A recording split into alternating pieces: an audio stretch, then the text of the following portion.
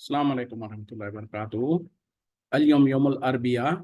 14 शव्वाल अल्फ अरबमिया खम्सा और बैन हिजरी। आज चारशंबे का दिन है, जिसको बुध का दिन भी कहा जाता।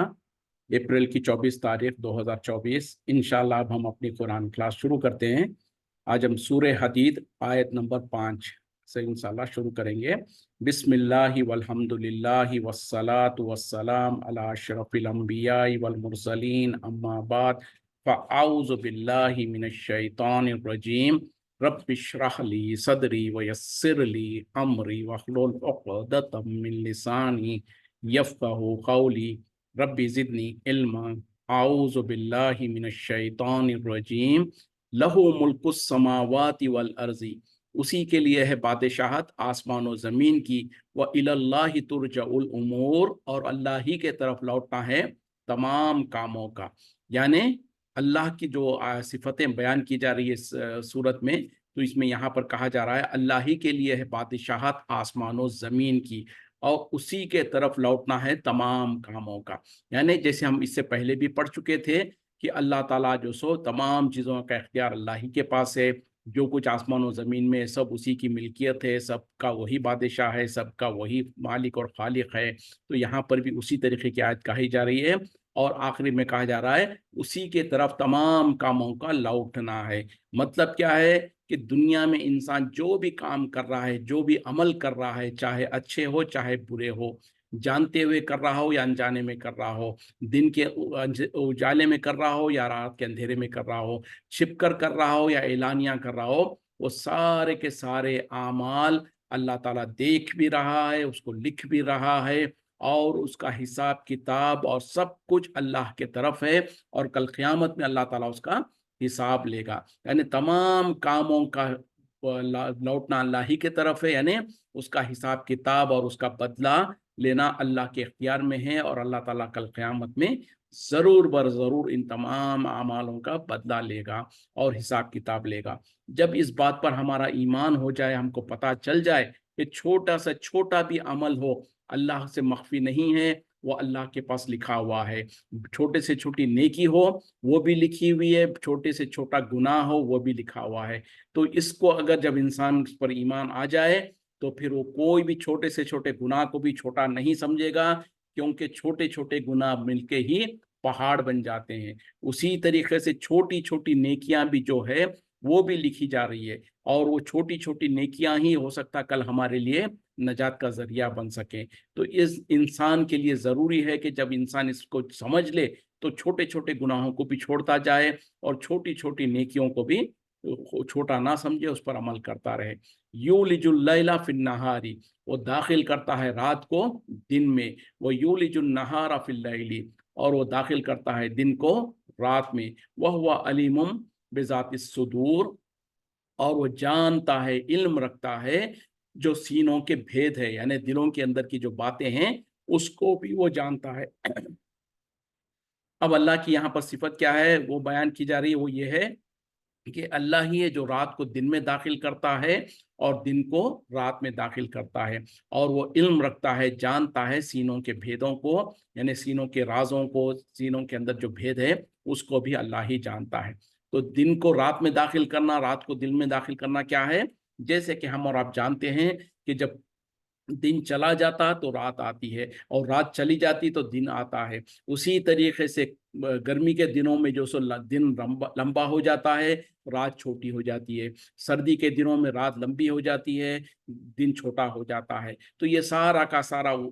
हेर फेर और वो अलट पलट जो है, ये सब कुछ अल्लाह ही के इख्तियार में है, और अल्लाह के हुक्म से ये सब कुछ हो रहा है। और अल्लाह ताला दिलों के भेदों को जानता है। मतलब क्या है कि जब अल्लाह ताला की ये सिफत है कि अल्लाह ताला दिलों के राजों को भी जानता है, तो अल्लाह के सामने ना झूठ बोला जा सकता है, अल्लाह के सामने ना जो सो अल्लाह को जो सो किसी तरीके से गुमराह किया जा सकता है। दुनिया में तो लोग क्या करते हैं कि ख़ास तौर पे अगर दुनिया की कोई अदालत है, कहाँ कोई फैसले करने वाले हों, वहाँ पर तो जो सच को झूठ, झूठ को सच बता दिया जा सकता है। वहाँ पर जो सो गवाहों के साथ जो सो खेला भी जाता है, गवाहों को خریدا اور جو سو دھمکایا بھی جاتا ہے، گواہیاں جھوٹی گواہیاں بھی دی جاتی ہے، اور اسی طریقے سے جو سو بہت کچھ ہیر پھیر ہوتا ہے۔ لیکن وہ اللہ جو دلوں کے رازوں کو بھی جانتا ہے، دلوں کے اندر اٹھنے والے وسوسوں کو جانتا ہے، تو اس کے سامنے تو کوئی انسان کوئی جو سو نہ جھوٹ بول سکتا ہے نہ دھوکہ دے سکتا ہے، اور اللہ تعالیٰ تو سب کچھ جانتا ہے، جو دلوں کے اندر کے راز ہے، بھید ہے، اس کو بھی جانتا ہے۔ تو اللہ تعالیٰ اسی کے مطابق پھر فیصلے بھی کرے گا۔ اور یاد رکھیں، جب اللہ تعالیٰ کہہ رہا ہے کہ اللہ تعالیٰ دلوں کے بھیدوں کو اور راز کو جانتا ہے، اس کا مطلب یہ ہے کہ اللہ کے سوا کسی اور کی یہ اختیار نہیں ہے، کسی اور کی یہ صفت نہیں ہے کہ انسانوں کے دلوں کے اندر جو بھید ہے، جو راز ہے، اس کو جان سکے۔ یہاں تک کہ نبی صلی اللہ علیہ وسلم کی زندگی میں بھی ایسے کتنے ہی واقعات ہیں کہ لوگ جو سو نبی صلی اللہ علیہ وسلم کے پاس آئے، آپ صلی اللہ علیہ وسلم باحیات تھے، آپ صلی اللہ علیہ وسلم زندہ ہے، آپ صلی اللہ علیہ وسلم کے سامنے وہ لوگ آئے، ان کے دل میں کچھ ارادہ تھا، ظاہر کچھ اور کیا، اور نبی صلی اللہ علیہ وسلم نے اس پر یقین کر لیا۔ جیسے کہ خاص طور پہ وہ 70 صحابہ کا جو قتل کرنے کا جو واقعہ ہے، کہ کچھ لوگ آئے، دیہات بدو قسم کے دیہات کے لوگ آئے، وہ اسلام لا چکے تھے، انہوں نے کہا کہ ہمارے گاؤں میں، ہمارے دیہات میں بہت سارے لوگ ہیں جو اسلام لانا چاہتے ہیں اور دین سیکھنا چاہتے ہیں۔ نبی صلی اللہ علیہ وسلم کے پاس آئے اور کہا کہ آپ ہمارے لیے کچھ عالم اور کچھ علم والوں کو ہمارے ساتھ بھیج دیجئے۔ تو نبی صلی اللہ علیہ وسلم نے 70 صحابہ کو، جو بہت زیادہ علم رکھتے تھے، دین کا جو قرآن حفظ وغیرہ کر کے رکھے ہوئے تھے، ان لوگوں کو ان کے ساتھ بھیج دیا۔ ان ظالموں نے راستے میں ان کو لے جا کر نہتے، چونکہ وہ نہتے تھے، ان کو قتل کر دیا۔ اب دیکھیں، وہ آئے، نبی صلی اللہ علیہ وسلم کے سامنے آئے اور آ کے آپ صلی اللہ علیہ وسلم سے خواہش کیا۔ آپ صلی اللہ علیہ وسلم کو کچھ پتہ نہیں ہے کہ ان کے دل میں کیا ارادہ ہے، ان کی بات پر بھروسہ کیا اور ان کے ساتھ ان صحابہ کو بھیج دیا۔ ظالموں نے ان کو راستے میں لے آ کر قتل کر دیا۔ تو پتہ کیا چلا کہ نبی صلی اللہ علیہ وسلم کو کچھ پتہ نہیں کہ ان کے دلوں میں کیا ارادہ تھا۔ اسی طریقے سے جب خیبر کے وقت میں جو سو ایک یہودن نے نبی صلی اللہ علیہ وسلم اور صحابہ کو گھر پر کھانے کی دعوت دیا اور بلایا، نبی صلی اللہ علیہ وسلم اور صحابہ چلے گئے اور وہاں پر ان کے سامنے گوشت پیش کیا گیا، اور صحابہ جو صحابہ تھے انہوں نے اس کو جلدی کھا لیا، اور نبی صلی اللہ علیہ وسلم نے بھی اس کو منہ میں رکھ ہی لیا تھا کہ جبریل علیہ السلام نے آیا اور کہا کہ یا رسول اللہ صلی اللہ علیہ وسلم، اس کو آپ پھینک دیجئے، اس میں زہر ہے۔ لیکن جو دو صحابہ کھا چکے تھے وہ وہیں پر وفات پا گئے۔ تو کیا پتا چلا؟ نبی صلی اللہ علیہ وسلم کو یہ نہیں پتا تھا کہ یہودن جو بلا رہی ہے دعوت دے کر، اس کے دل میں کیا ارادہ ہے۔ تو اس طریقے سے ایسے کتنے ہی واقعات نبی صلی اللہ علیہ وسلم کی زندگی سے ہم کو ملتے ہیں، جس میں یہ ثابت ہوتا کہ آپ صلی اللہ علیہ وسلم کو بھی لوگوں کے دلوں کے اندر جو بھید تھے، جو راز تھے، اس کا علم نہیں تھا، سوا یہ کہ جو اللہ تعالیٰ وحی کے ذریعے سے بتا دیتا تھا۔ تو یہ تو اللہ تعالیٰ کہتا ہے کہ دلوں کا بھید صرف اللہ جانتا ہے، اور اللہ کے سوا کسی کو اس کا راز نہیں ہے، یہاں تک کہ نبی صلی اللہ علیہ وسلم کو۔ لیکن افسوس کی بات ہے، ون سیکنڈ، عقیدے سے تعلق رکھنے کی بات کیا ہے، ہمارے ملکوں میں ہم نے جو غلط فہمیاں رکھی ہوئی ہے، جو غلط عقیدے گھڑ رکھا ہے، وہ کیا ہے کہ بزرگان دین، اولیاء اللہ جو ہے، ان کو لوگوں کے دلوں میں جو کچھ بھید ہے، جو کچھ راز ہے، اس کا علم ہو جاتا ہے۔ اس طریقے سے یعنی کئی بزرگان دین کے بارے میں ایسے جھوٹے قصے لکھ دیے گئے ہیں، واقعات لکھ دیے گئے ہیں۔ خاص طور پہ ایک رابعہ بصری کے نام سے ایک عورت کو جو ولیہ کہتے ہیں، اس کے بارے میں لوگوں نے ایسے ایسے قصے لکھ دیا ہے، کہا کہ وہ ایک مرتبہ کہیں پر جو سو جنگل میں جو سو حج و عمرے کے لیے کہیں سے جا رہی تھی، تو راستے میں کوئی جو سو اس کے پیچھے جنگل میں اکیلی سفر کر رہی ہے، یا کچھ ساتھی سفر کر رہے ہیں، تو پیچھے سے دیکھا کہ کوئی ساتھی آ رہے ہیں، ان کے دل میں کچھ وسوسہ اٹھا، تو وہ پلٹ کے بولتی ہے کہ تم نے یہ دل میں کیوں تمہارے وسوسہ آیا۔ اسی طریقے سے پھر کہیں پر وہ طواف کر رہی تھی، تو پیچھے سے کسی کے دماغ میں کوئی وسوسہ آیا، تو ان کو روک کے بولتی ہے کہ تمہارے دل میں یہ وسوسہ آیا۔ تو یہ تو شرک ہے، جہاں پر نبی صلی اللہ علیہ وسلم کو پتہ نہیں ہے کہ بھئی کیا دوسروں کے دل میں وسوسہ ہے۔ تو اس طریقے کا عقیدہ لکھنا اور اس طریقے کے قصے کہانیاں بزرگان دین کے نام پر لکھنا، یہ شرک ہے۔ یہ اگر اس کو ہم صحیح جانیں گے تو پھر نعوذ باللہ ہم تو نبی صلی اللہ علیہ وسلم کے جو زندگی کے واقعات تھے، جس میں آپ کو علم نہیں ہے، ہم یہ ثابت کر رہے ہیں کہ یہ ان کو اس سے زیادہ علم تھا، یہ شرک ہو جاتا ہے۔ تو اسی طریقے سے جو چاہے زندہ ہو، چاہے وفات پا چکے ہوں، پھر اسی طریقے سے जो औलिया अल्लाह, जो बुजुर्गान दीन दुनिया से जा चुके हैं, उनके बारे में जो लोग ये अकीदा रखते हैं, जो खबरों में मदफून है, अगर उनको हम दूर से भी पुकारेंगे तो वो हमारी आप पुकार को सुनते हैं, हमारी मदद करते हैं, या उसी तरीके से उनके खबर पर जाकर जब हम उनको पुकारते हैं तो वो हमारी पुकार को सुनते हैं, हमारी मदद करते हैं। बल्कि लोगों ने क्या करा, ऐसे ऐसे झूठे किस्से किताबों में लिख दिया है और कहा कि जो अगर तुम किसी वली के खबर के पास जाओ तो जो सो सराने से नहीं जाना, पैरों के तरफ से जाना। क्यों? तो कहा कि उस वली को जो सो खबर के अंदर क्या कहते हैं कि सर को फेर फेर कर देखने में तकलीफ होती है कि कौन उनके खबर पर आ रहा है। यानी अगर सर के तरफ से जाएंगे तो वो वली जो खबर में लेटे हुए हैं उनको तकलीफ होगी कि सर को पलटा कर देखें कि कौन उनके पास आ रहा है। तो कितना बड़ा गलत अकीदा है। अभी किताबों में ऐसे वाक़यात लिख दिए गए हैं और लिखने वाले भी बड़े बड़े अल्लामा और पता नहीं कौन कौन है। तो ऐसे वाक़यात जो किताबों में झूठे वाक़यात लिख दिए गए हैं, इसको अगर हम पढ़ने के बाद हम समझते हैं कि हो सकता है ये अकीदा, ये बात सही है, तो फिर हम कुरान का इनकार करने वाले हो जाएंगे। जो कुरान में अल्लाह ताला कह रहा है कि सीनों के भेद अल्लाह जानता है, तो अल्लाह के सिवा कोई नहीं जानता। तो जिंदा लोग जो है वो नहीं जान सकते, तो जो खबर में मदफून है उसके बारे में तो अल्लाह ताला ने कुरान में फैसला बता दिया कि जो खबरों में है वो नहीं सुन सकते, और जब सुन ही नहीं सकते तो देख कैसे सकते हैं? देखना तो और ज्यादा पावर की बात है। तो बहरहाल इस तरीके के गलत अकीदे हमको दूर करने की जरूरत है। आमिनु बिल्लाहि व रसूलिही, ये तुम ईमान ले आओ अल्लाह पर और उसके रसूल पर। व अनफिकु, और खर्च करो, मिम्मा, उसमें से जो के जालकुम, उसने तुम्हें बना दिया, मुस्तखलफीना फीही, उसमें तुम्हें जो सो जान नशीन बना दिया। फल्लजीना आमनु मिनकुम, बस वो लोग जो ईमान ले आए तुम में से, व अनफकु, और उन्होंने खर्च किया, लहुम अजरुन कबीर, उनके लिए बड़ा अजर है।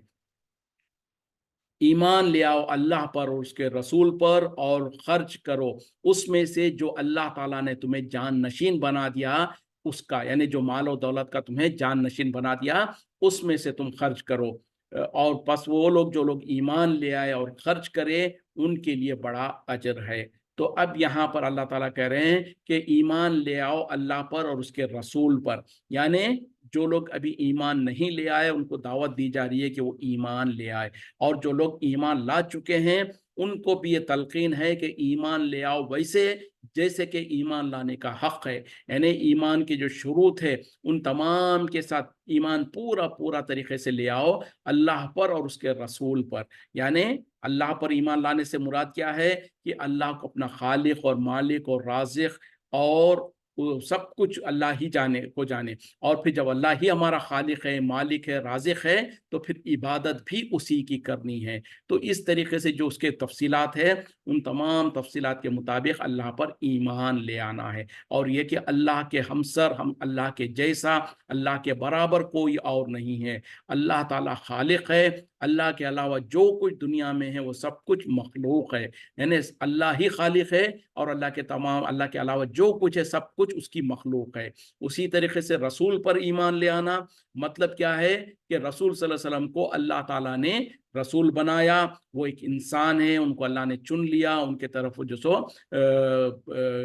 वही फरमाई, और ये कि जो सो अल्लाह के रसूल की इताअत और फरमा बरदारी करनी है। तो और इसके जो तकाजे हैं उन तमाम पर ईमान ले आना, यानी अल्लाह और उसके रसूल पर ईमान ले आओ और क्या करो, खर्च करो, यानी अल्लाह के रास्ते में खर्च करो। दुनिया में फजूल खर्ची की बात नहीं की जा रही है, बल्कि अनफक़ू से मुराद अल्लाह के रास्ते में खर्च करो, यानी सदका खैरात करो उसमें से जो कि अल्लाह ने तुम्हें जिसका वारिस बनाया। मतलब क्या है कि उस माल में से खर्च करो जो अल्लाह ने तुम्हें दिया है, जो पहले किसी और का था, उसके बाद अल्लाह ताला ने उसे तुम्हारे जिम्मे, तुम्हें उसका वारिस बनाया। एक वक्त था वो तुम्हारा माल नहीं था, एक वक्त था वो किसी और का माल था, उसको अल्लाह ताला ने तुम्हें उसका वारिस बनाया। तो ये दिया भी अल्लाह ही ने है, और उसी माल में से अल्लाह ताला फिर हुक्म दे रहे हैं कि उसमें से खर्च करो। और फिर कहा जा रहा है कि जो लोग ईमान ले आए और जो अल्लाह के रास्ते में खर्च करते हैं उनके लिए बड़ा अजर है।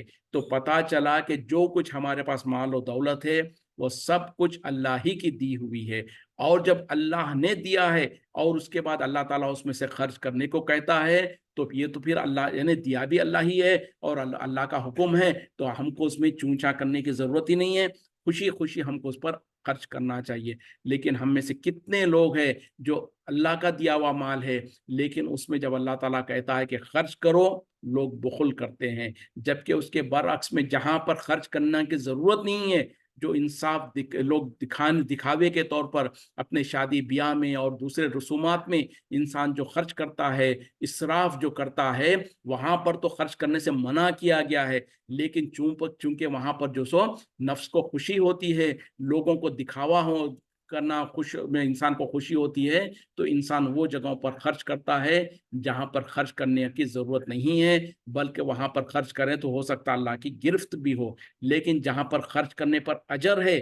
وہاں پر انسان بخل کرتا ہے۔ تو انسانوں کو چاہیے کہ جہاں پر اللہ نے حکم دیا ہے وہاں پر خوشی کے ساتھ خرچ کریں، اور کیونکہ یہ دیا ہوا بھی اللہ ہی کا ہے، اور جس جگہ پر خرچ کرنے پر گرفت ہو سکتی ہے، جو فضول خرچی ہے، جو اسراف ہے، اس سے بچیں، کیونکہ اللہ تعالیٰ نے کہا کہ جو اسراف کرتے ہیں وہ اخوان الشیاطین ہیں، اور اللہ تعالیٰ اسراف کرنے والوں کو ہرگز پسند نہیں کرتا۔ وما لکم، اور کیا ہو گیا تمہیں، لا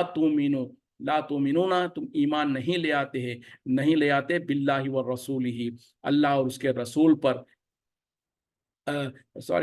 وما لکم، اور کیا ہو گیا تمہیں، لا تؤمنون باللہ، تم نہیں ایمان لے آتے اللہ پر، والرسول یدعوکم، اور رسول تمہیں بلاتے ہیں، لتؤمنوا، کہ تم ایمان لے آؤ، بربکم، اپنے رب کے طرف، اپنے رب پر، وقد اخذ میثاقکم، اور تحقیق اس نے لے چکا تم سے پختہ عہد، ان کنتم مومنین، اگر تم صحیح معنی میں مومن ہو، ایمان والے ہو۔ یعنی کیا ہو گیا تمہیں کہ تم اللہ پر ایمان نہیں لے آتے، جبکہ رسول تمہیں بلاتے ہیں کہ تم اپنے رب کے طرف ایمان لے آؤ، اور تحقیق اس نے تم سے پختہ عہد لے چکا ہے، اگر تم جانتے ہو، اگر تم سچے اور پکے مومن ہو تو یعنی اللہ پر ایمان لے آؤ۔ مطلب کیا ہے کہ کیا وجہ ہے کہ تم ایمان لانے میں سستی کاہلی کرتے ہو، یا ویسے ایمان نہیں لے آتے اللہ پر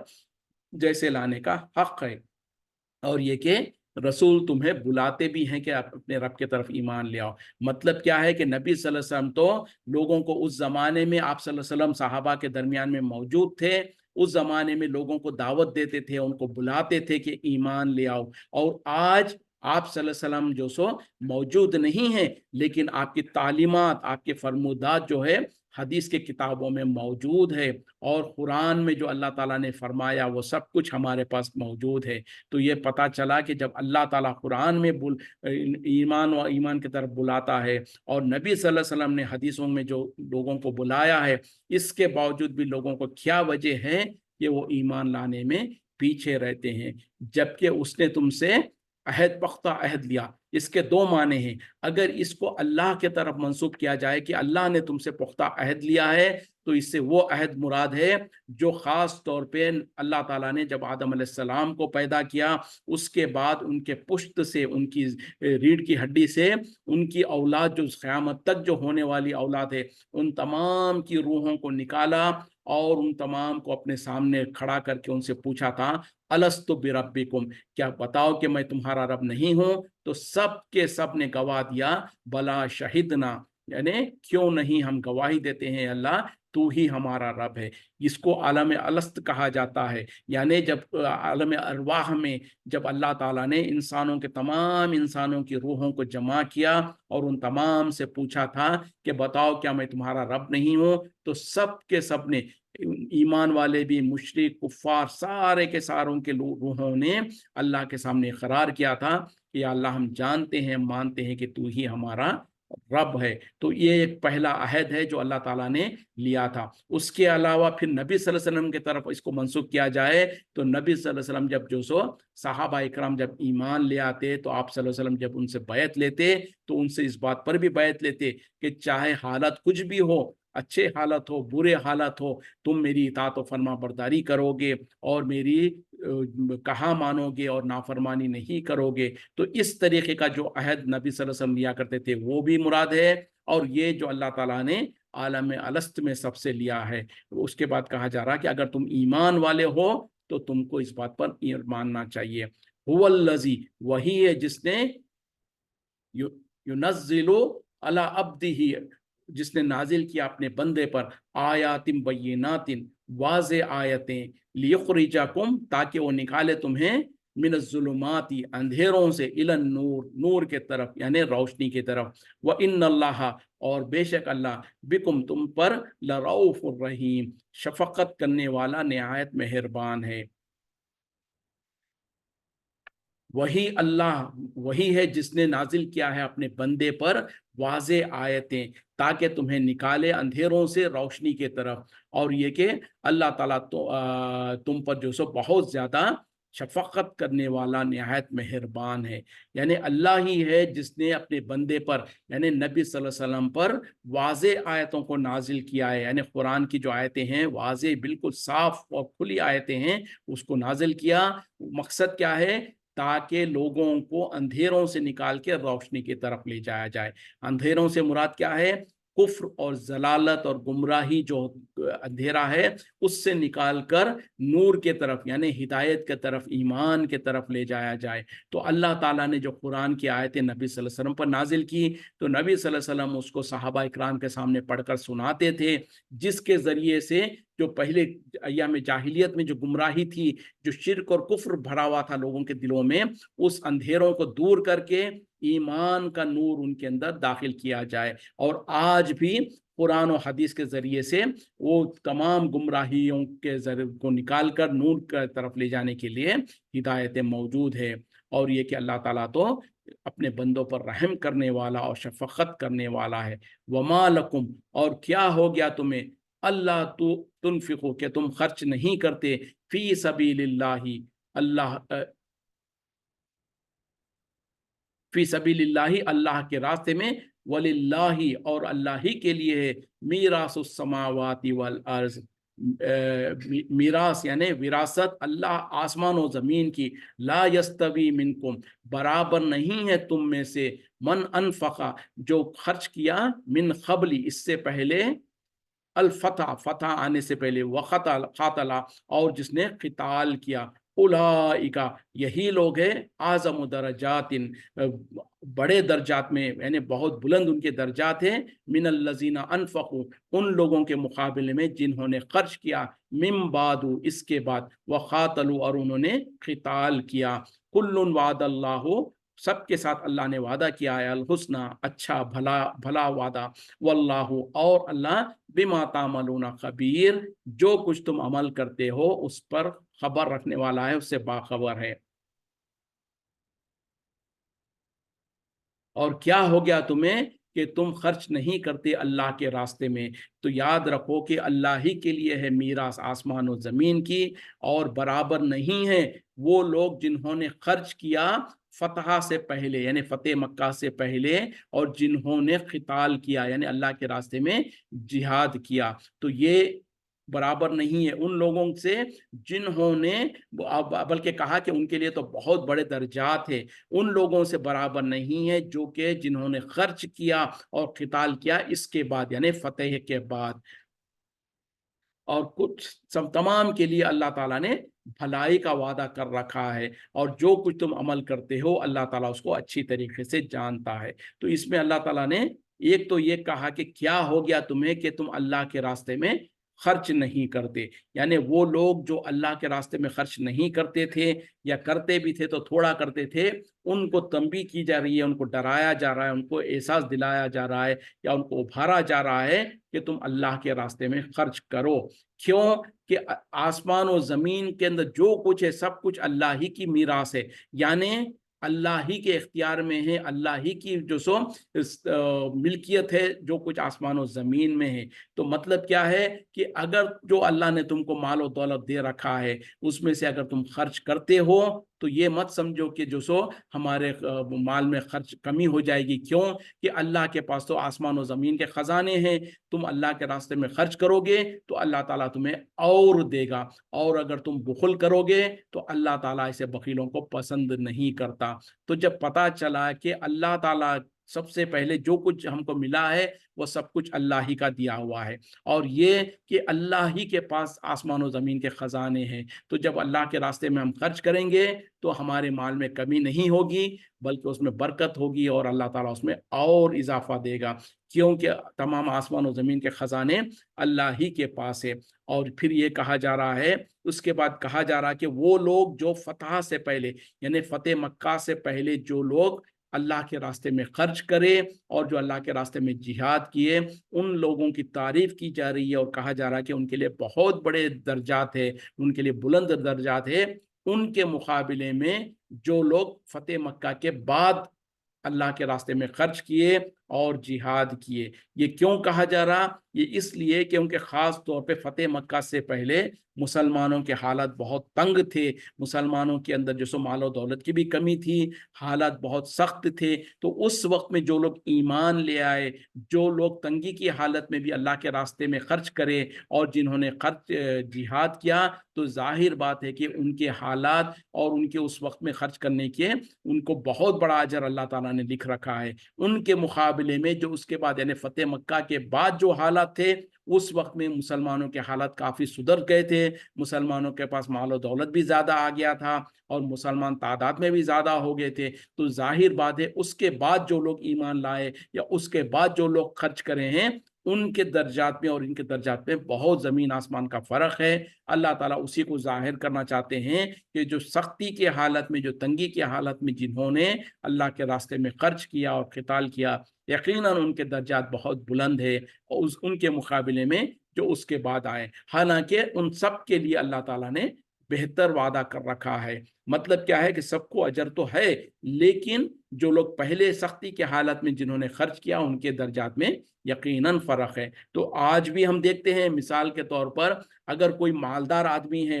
اور وہ اپنے مال میں سے خرچ کرتا ہے تو اس کو اجر تو ملے گا، لیکن اتنا نہیں ملے گا جو انسان اس کے مقابلے میں جس کے پاس مال کم ہے، اس کی ضرورت کے اتنا ہی مال ہے اور اس میں سے بھی وہ خرچ کرتا ہے، تو یقیناً ظاہر بات ہے کہ جو انسان اپنی ضرورت کو قربان کر کے اللہ کے راستے میں خرچ کرتا ہے، اس کو اس کے درجات میں اور اس کو جو اجر ملے گا وہ یقیناً بہت زیادہ ملے گا اس کے مقابلے میں جس کے پاس زیادہ مال ہے۔ اگرچہ کہ اس کا مال تھوڑا اس نے خرچ کیا ہو، پھر بھی چونکہ اس نے اپنی ضرورت کو قربان کر کے خرچ کیا ہے، جبکہ جو آدمی مالدار ہے اس کے پاس تو پہلے سے مال بہت ہے، تو اس میں سے اگر خرچ کرتا ہے تو اس کو اتنا اجر نہیں ملے گا۔ اور پھر نیتوں پر بھی انسان کی جو نیت ہوتی ہے اس کے مطابق بھی اللہ تعالیٰ لوگوں میں اجر میں فرق رکھتا ہے۔ اور جو کچھ تم عمل کرتے ہو اللہ تعالیٰ اس سے خبر رکھتا ہے، جانتا ہے۔ مطلب کیا ہے کہ جو تم انسان عمل کر رہا ہے وہ سب کچھ اللہ تعالیٰ جانتا ہے۔ ایسا نہیں ہے کہ تم نے اللہ کے راستے میں خرچ کیا اور اللہ کو اس کا علم ہی نہیں ہو اور اللہ تعالیٰ اس کا اجر نہ دے، ایسا نہیں ہے۔ اسی طریقے سے اگر اللہ کے راستے میں تم نے خرچ تو کیا، لیکن ظاہری طور پر اس کو دکھانے کے لیے یا کسی اور کو خوش کرنے کے لیے کیا ہے، تو اللہ تعالیٰ اس کو بھی جانتا ہے۔ یعنی انسانوں کی نیتوں کو بھی اللہ تعالیٰ جانتا ہے، اور یہ کہ جو کچھ ہم عمل کر رہے ہیں وہ سب کچھ جانتا ہے۔ تو ایسا نہیں ہے کہ انسان عمل کرے اور وہ ضائع ہو جائے، اور ایسا بھی نہیں ہے کہ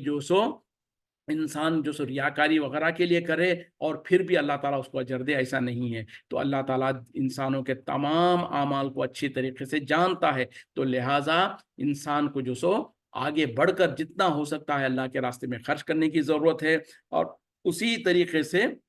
اپنی نیتوں کو خالص کر لے۔ ریاکاری کے طور پر کسی کو اور کو خوش کرنے کے لیے اگر انسان نے عمل کیا تو عمل برباد ہو جائے گا، رائگہ ہو جائے گا، بلکہ اسی کے وجہ سے انسان جہنم میں بھی جا سکتا ہے۔ جیسے کہ حدیثوں میں کہا گیا کہ انسان نماز بھی پڑھتا ہے اور وہ جہنم میں جائے گا، کوئی روزہ زکوٰۃ وغیرہ بھی دیتا ہے اس کے بعد میں بھی جہنم میں جائے گا۔ بلکہ ایک حدیث میں نبی صلی اللہ علیہ وسلم نے کہا کہ کل قیامت میں جو سب سے پہلے جو جہنم جن لوگوں سے بھڑکائے جائے گی وہ 3 قسم کے لوگ ہوں گے۔ یعنی ایک ایسا عالم جس کو اللہ تعالیٰ نے بہت زیادہ علم دے رکھا تھا ہوگا، اس کو اللہ تعالیٰ کل قیامت میں بلائے گا اور پوچھے گا کہ میں نے تو تجھے علم دیا تھا، تو نے کیا کیا؟ تو وہ کہے گا کہ یا اللہ، میں نے تو لوگوں کے درمیان میں ایسی ایسی تقریریں کرتا تھا، میں لوگوں کو ایسے واعظ و نصیحت کرتا تھا۔ تو اللہ تعالیٰ کہے گا کہ تو جھوٹ کہتا ہے، تو نے تو صرف اس لیے کیا تھا کہ لوگ تجھے बड़ा आलिम कहें और तेरी वाह वाह हो जाए तो दुनिया में तुझे उसका अजर मिल गया, आज तेरे लिए कोई अजर नहीं है। उसी तरीके से एक मालदार को लाया जाएगा और उससे पूछा जाएगा कि तूने क्या किया, तो वो कहेगा या अल्लाह मैंने तेरे राह में खर्च किया है। तो अल्लाह ताला कहेगा कि तू झूठ कहता है, तू इसलिए खर्च किया कि लोग तुझे मालदार कहें, तुझे सखी कहें, तुझे दुनिया में उसका अजर मिल गया। उसी तरीके से एक आदमी को जिसको अल्लाह ने सेहत और ताकत दे रखी थी, उसको लाया जाएगा, उससे पूछा जाएगा, वो कहेगा या अल्लाह मैंने तेरी राह में जिहाद किया, अपनी जान को कुर्बान कर दिया। अल्लाह ताला कहता है कि तू झूठ कहता है, तूने तो ये इसलिए किया था कि लोग तुझे बहादुर कहें, तुझे जो सो दुनिया में तारीफ करें, तो दुनिया में तुझे तारीफ मिल गई। तो ऐसे तीन लोगों को, इन लोगों को जब अल्लाह ताला बताएगा, फिर हुक्म दिया जाएगा कि इनको मुंह के बल घसीटते हुए जहन्नम में फेंक दिया जाए। तो पता क्या चला कि नेक अमाल तो किए लेकिन उसमें रियाकारी थी, तो ऐसे नेक अमाल की वजह से इंसान जहन्नम में पहुंच जाएगा। तो इंसान को चाहिए कि जो कुछ हम थोड़े बहुत अमाल करते हैं, उन अमाल में इखलास ज़रूरी और लाजिम है। यानी वो अमाल सिर्फ और सिर्फ अल्लाह की रज़ा के खातिर हो, किसी को दिखाने के लिए, किसी और को खुश करने के लिए ना हो। फिर दूसरी शर्त और एक जो उसमें होनी चाहिए, वो है इत्तिबा सुन्नत, नबी सल्लल्लाहु अलैहि वसल्लम के तरीक़े पर चल हो, तब जाके वो अमाल अमलुस सालिहात होते हैं। वरना तो कितने ही लोग हैं जो नेक अमाल, ज़ाहिरी तौर पर नेक अमाल है, उसको कर रहे होते हैं, कल क़यामत में उनका उसका कोई अजर नहीं मिलेगा। बल्कि अल्लाह ताला ने कुरान में बताया कि उसको कल क़यामत में उसका ऐसे उड़ा दिया जाएगा जैसे किसी चिकने पत्थर के ऊपर धूल और गुबार जमा हो, उस पर एक फूंक मारने से जैसे उड़ जाता है, उस तरीके से उनके अमाल को राएगा और बर्बाद कर दिया जाएगा। क्यों? कि उन्होंने उसमें इखलास नहीं था। तो बहरहाल हम और आपको ज़रूरी और लाजिम है कि हम अपने अमाल में इखलास ले आएँ और इत्तिबा सुन्नत पर अमल करें। यहीं पर रुकते हैं। व आखिरु दावाना अनिल हम्दुलिल्लाहि रब्बिल आलमीन। सुब्हानका अल्लाहुम्मा बिहम्दिका अशहदु अन ला इलाहा इल्ला अंता अस्तगफिरुका व अतूबु इलैक। अस्सलामु अलैकुम व रहमतुल्लाहि व बरकातुहू।